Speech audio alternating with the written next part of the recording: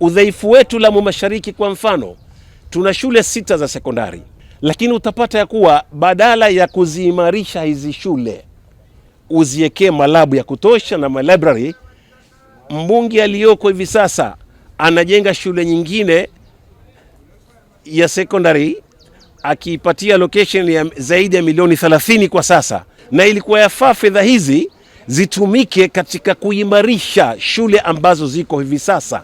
Kwamba viongozi hawajibiki na sisi, hawana huruma na sisi. Ndio maana kaona hakuna elimu, hakuna chochote, uhuni mwingi. Na huku sisi na inachangia vibaya, maana huku tuko karibu ni mpakani. Ndio vijana wana wengi pengine wanapotea wanaingia kwenye mpango wa Somalia wapi huko kwa sababu hawana kaa. Jambo la elimu bila shaka huwa latakikana liwe na hadhi kubwa na ufanifu mkubwa kwa Lamu East. Lakini kwa masikitiko ni kwamba vijana wetu wanaanguka, wanafeli kwa sababu